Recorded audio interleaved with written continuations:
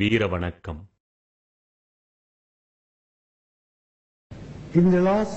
கடந்த 5 ஆண்டுகளில் மட்டும் இயற்கை எரிவாயு தேவை இந்தியா மற்றும் சீனாவில் முறையே 14 மற்றும் 18% அதிகரித்திருக்கிறது. மாசுபடுத்தாத இந்த எரிவாயுவை வியாபார பொருளாக்க பெரிய ஆராய்ச்சிகள் உதவியிருக்கின்றன என்கிறார் நம் பிரதமர் மன்மோகன் சிங். இவர் மீத்தேன் உள்ளிட்ட எரிவாயு சந்தையைத்தான் குறிப்பிடுகிறார். கிரேட் ஈஸ்டர்ன் எனர்ஜி எனும் குஜராத் நிறுவனத்தின் தலைவரான பிரசாந்த் மோடி பேசும்போது, நிலக்கரி படுகையிலிருந்து மீத்தேன் எடுக்கும் திட்டத்திற்கான ஏலத்தில் 2010ஆம் ஆண்டில் நாங்கள் மன்னார்குடியிலிருந்து மீத்தேன் எடுக்க ஒப்பந்தம் பெற்றோம். இந்த மீத்தேன் திட்டம் எப்படி எடுக்கப் போகிறார்கள் என்று சாதாரணமாக இணையதளங்களில் நாம் தேடி பார்க்கும்போது இதனுடைய பாதிப்புகளை பற்றியான தகவல் மட்டும்தான் அதிகமாக இணையதளங்களிலே நம் கண் முன்னே தெரிந்தது. ஃப்ராக்கிங் என்று நாம் இணையதளங்களில் இப்போ கூகுளில் தேடி பார்த்தோம் என்றால் அது பேன் ஃப்ராக்கிங் என்றும் save water, save earth, save people என்று மக்களை காப்பாற்றுங்கள், பூமியை காப்பாற்றுங்கள், தண்ணீரை காப்பாற்றுங்கள் பதாகைகள் மட்டும்தான் நம் கண் முன்னே தெரிந்தது.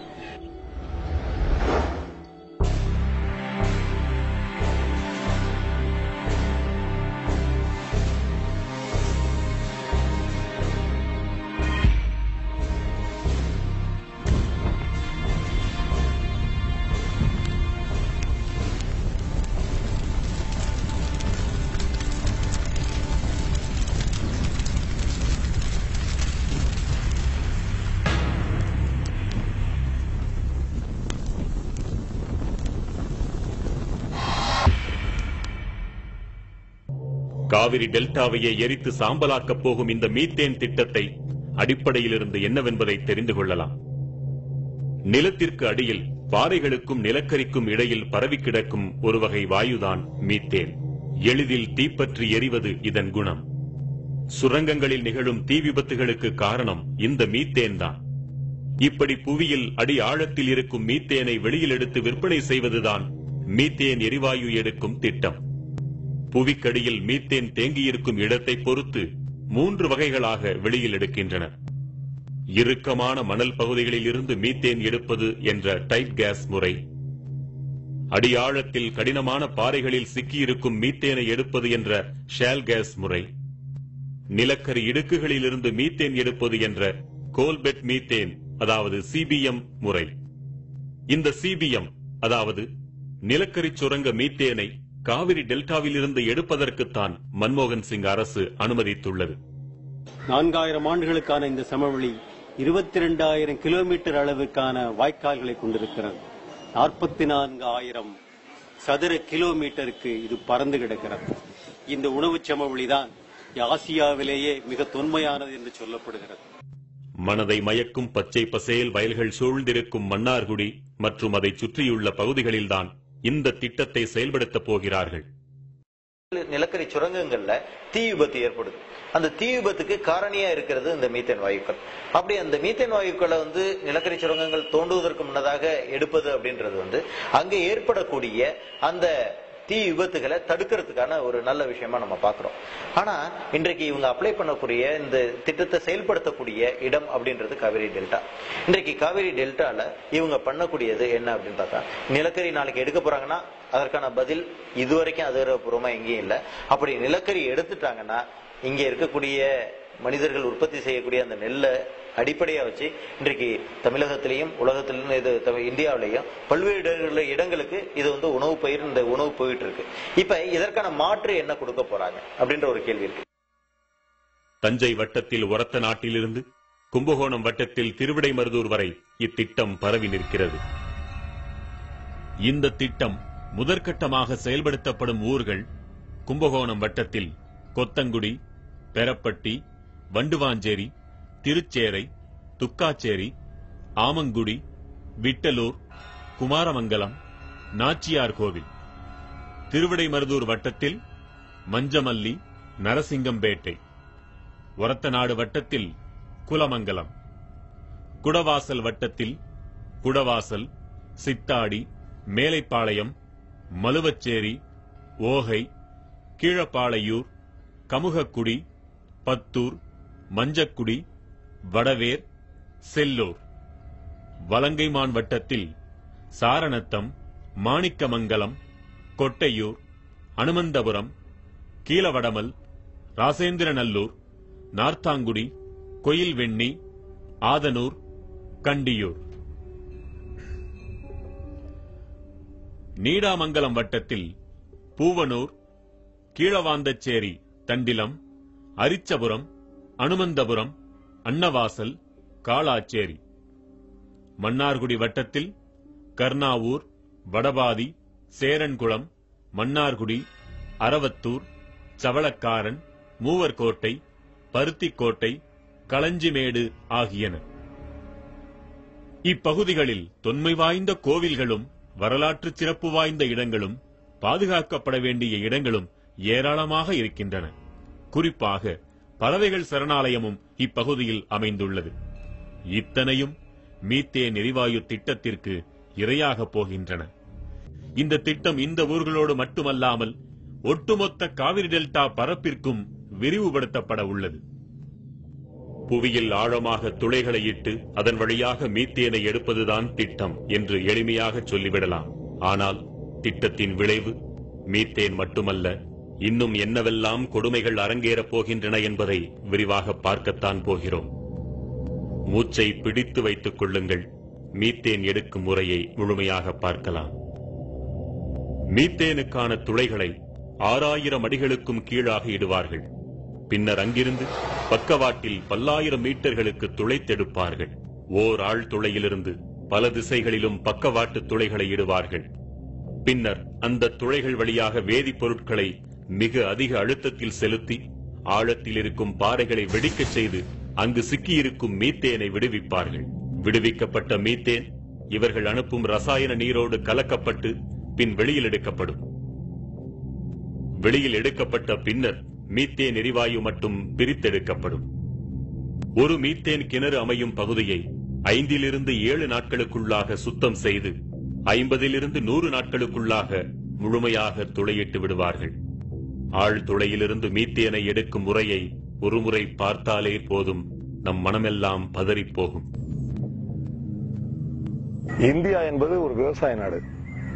விவசாயம் இந்தியாவின் முதுகெலும்புன்னு சொன்னா இந்தியாவின் முதுகெலும்பை முறிக்கின்ற வேலை, தமிழகத்தின் முதுகெலும்பை முறிக்கின்ற வேலை இப்ப நடந்துட்டு இருக்கு. ஒரு கிணற்றுக்கு மீத்தேன் எடுக்க ஓர் ஆண்டிற்கு 400 லாரிகள் மணலும் 400 டேங்கர் லாரிகள் அளவிற்கு நீரும் தேவை. அதாவது 100 வீடுகள் முழுமையாக கட்டுவதற்கான கட்டுமான பொருட்களை கொண்டு ஒரு முறை மீத்தேன் உறிஞ்சப்படுகிறது. ஒரு மீத்தேன் கிணற்றுக்கு மட்டும் 5 நாட்கள் நடக்கும் இந்த நீரியல் விரிசல் முறைக்கு 5,66,00,000 லிட்டர் தண்ணீர் தேவைப்படுகிறது. சோதனை முறையில் 50 கிணறுகளுக்கு மட்டும் கணக்கிட்டால் கூட 263 கோடி லிட்டர் தண்ணீர் தேவைப்படுகிறது. 50 கிணறுகளா என்று அவசரப்பட்டு வாயை பிளக்க வேண்டாம். நம்மை வாழ வைக்கும் தஞ்சை டெல்டா பகுதியில் சுமார் 2000 மீத்தேன் கிணறுகள் வரவிருப்பதாக புள்ளி விவரம் சொல்கிறது. அப்படியானால் அந்த 2000 கிணறுகளில் ஒரு முறை மீத்தேன் எடுக்க மட்டும் 4 TMC தண்ணீர் தேவைப்படும். 4 TMC நீர் என்றால் எவ்வளவு தெரியுமா? அதை கொண்டு சுமார் 40 லட்சம் பேருக்கு அன்றாடம் 100 லிட்டர் வீதம் ஆண்டு முழுவதும் பகிர்ந்தளிக்க முடியும். இன்னும் எளிமையாக சொல்வதென்றால் 40 லட்சம் பேருக்கு 365 நாட்களுக்கும் நாளொன்றுக்கு 5 குடம் தண்ணீர் வீதம் தர முடியும்.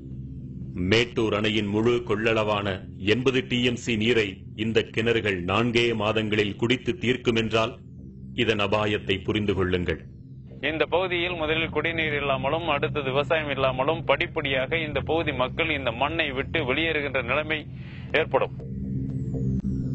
கர்நாடகாவிடமிருந்து 10 TMC தண்ணீரை பெறுவதற்கே 20 TMC கண்ணீரை விட வேண்டிய நிலைமையில் இருக்கிறோம் நாம். என்றால் மீத்தேன் கிணறுகளுக்கு தேவையான நீர் அனைத்தையுமே காவிரியிலிருந்து மட்டுமே எடுப்பார்கள் என்று குழந்தை கூட நம்பாது. நிச்சயம் ஒட்டுமொத்த தமிழகத்தின் தண்ணீரும் இதற்காக உறிஞ்சப்படும்.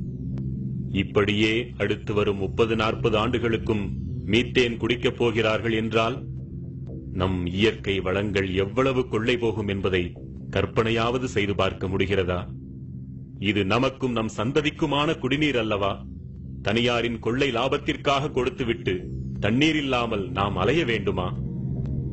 தண்ணீருக்கு இந்த நிலை, மணலுக்கு என்ன நிலை என்பதை இனி பார்ப்போம். ஒரு கிணற்றுக்கு 400 லாரிகள் மணல் தேவைப்படுகிறது என்றால் இனி வரவிருக்கும் 2000 கிணறுகளுக்கு 8 லட்சம் லாரிகள் மணல் தேவை. அதாவது 80,000 வீடுகள் கட்ட தேவைப்படும் மணலை விழுங்கப் போகின்றன இந்த மீத்தேன் கிணறுகள். இதேபோன்று 40 வருடங்களுக்கு மணலும் தண்ணீரும் விழுங்கப்பட்டுக் கொண்டிருந்தால் நம் தலைமுறைகள் என்னவாகும்? இந்த மணலையும் தண்ணீரையும் கொள்ளிடம், காவிரி மட்டுமல்லாமல் தமிழகத்தின் இதர ஆறுகளிலிருந்தும் நிச்சயம் எடுப்பார்கள். ஏற்கனவே மணலை தின்று தீர்த்த மட்டும் போதாதென்று இப்படி அடிவரை சுரண்டும் அதிபயங்கர திட்டம் வேறா? கொள்ளையடிப்பதற்காக எவ்வளவோ சிந்திக்கிறார்கள். அதை தடுப்பதற்காக கொஞ்சமாவது சிந்திக்க வேண்டாமா? மீத்தேனை எடுக்க மணலும் தண்ணீரும் மட்டுமல்ல, 635 வகையான நச்சுத்தன்மை வாய்ந்த வேதிப்பொருட்களும் பயன்படுத்தப்படுகின்றன. நச்சென்றால் சாதாரண நச்சல்ல, கதிரியக்கம் கொண்ட வேதிப்பொருட்கள் கலந்த நச்சு. இத்தகைய நச்சு வேதிப்பொருட்கள் தான் அடுத்த 30-40 ஆண்டுகளுக்கு நம் தாய் மடி போன்ற தஞ்சை நிலத்திற்குள் செலுத்தப்படும். நினைத்து பாருங்கள், இது மட்டும் நிகழ்ந்தால் நம் நிலம் என்னவாகும்? நம் இனம் என்னவாகும்? ஆறு அமிலமாகும், மண் மலடாகும். பிறகு வாழ்க்கை ஏது நமக்கெல்லாம்? சொல்வதெல்லாம் கனவல்ல. இந்த உலகம் ஏற்கனவே கண்டதைத்தான் பாருங்கள் என்கிறோம்.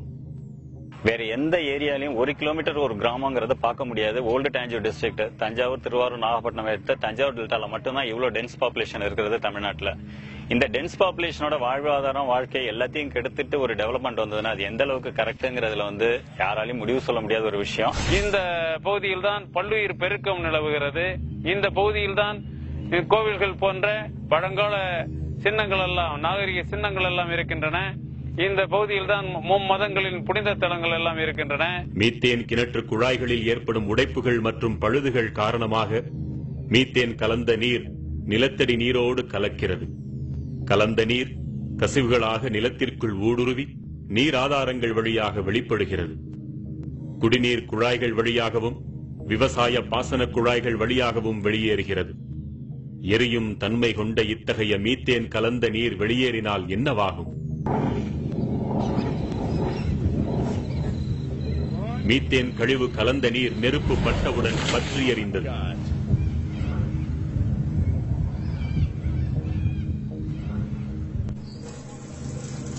உங்கள் வீட்டு குழாய்களில் தண்ணீர் பற்றி எறியலாம், வீடெறியலாம், ஊரெறியலாம். ஏரி, குளங்கள், ஆறுகள் அனைத்தும் தீ பற்றி எறியலாம்.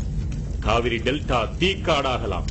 வாழ வழியில்லாமல் யாவும் மீத்தேன் குடித்து சாகலாம். சற்றேனும் விழித்துக் கொண்டாலோ இத்தனையையும் தடுக்கலாம். மீத்தேன் எடுத்தது போக இக்கிணறுகள் வேதிப்பொருட்களோடு கலந்த மணலையும் நீரையும் கழிவுகளாக தருமல்லவா? பேராபத்தை விளைவிக்கக்கூடிய அந்த நச்சு கழிவுகளை என்ன செய்ய வேண்டும், என்ன செய்வார்கள்? இக்கழிவுகள் அனைத்தும் குட்டைகளில்தான் தேக்கி வைக்கப்பட வேண்டும். அதுவும் பூமிக்குள் கசிந்து விடாதபடி குட்டைகளின் அடிப்பகுதியிலும் பக்கவாட்டிலும் சிமெண்டால் பூசி தண்ணீர் ஊடுருவா